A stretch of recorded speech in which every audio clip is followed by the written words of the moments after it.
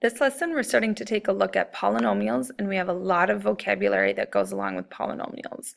So first is just the different types of polynomials, starting off with a monomial. If you remember your English prefixes, mono means one. So a monomial is a single term. It is simply multiplication of numbers and variables as long as those variables do not have a negative exponent.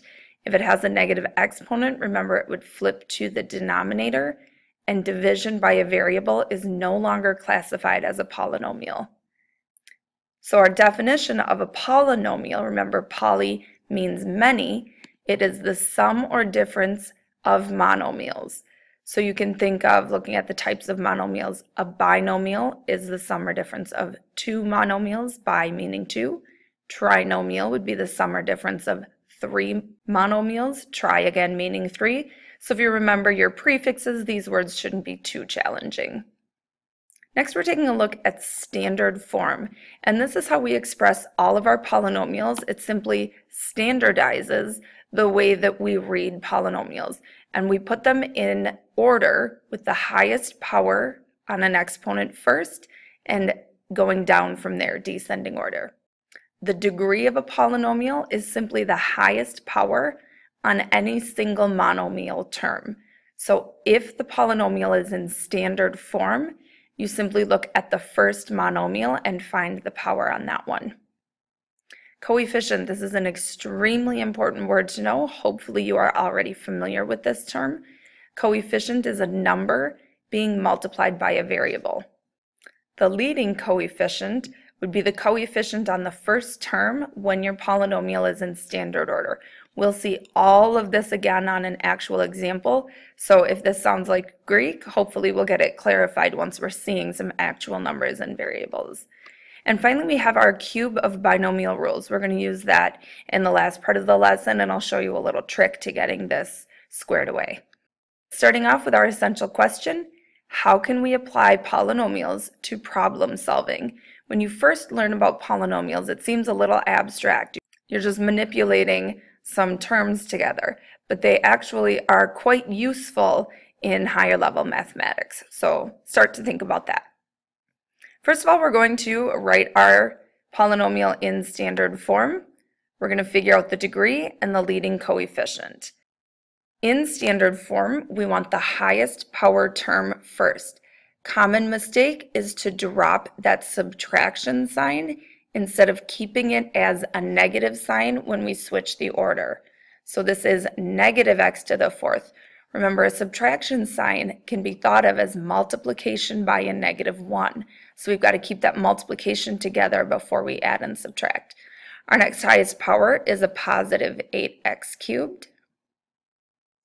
Next highest power is the negative 3x squared. Then we have a positive 7x and a plus 1.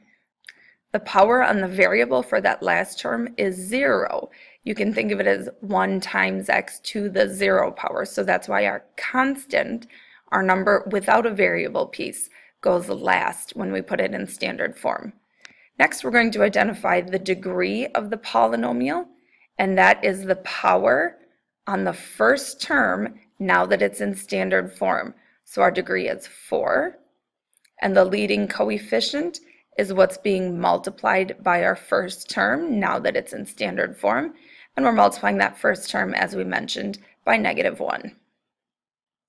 Now we're going to review combining polynomials. Adding polynomials is pretty straightforward. You find your like terms, terms with the same power, and add the coefficients.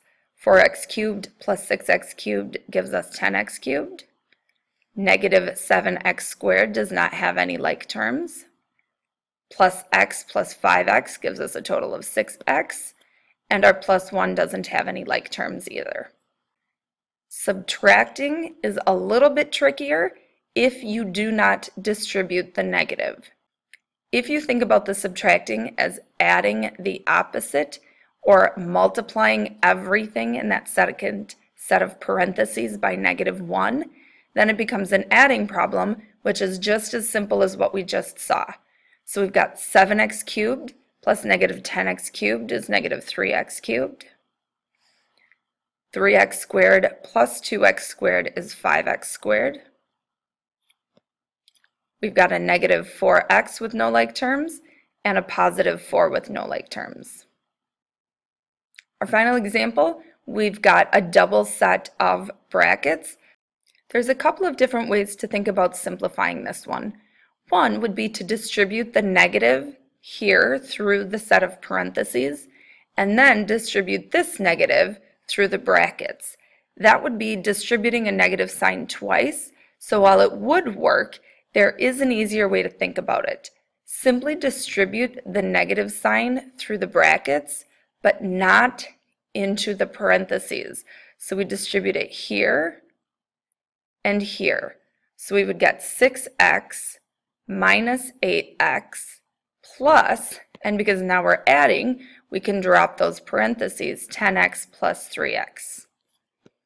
Combining all of our like terms, we have negative 2x plus 10x is 8x plus 3x is 11x.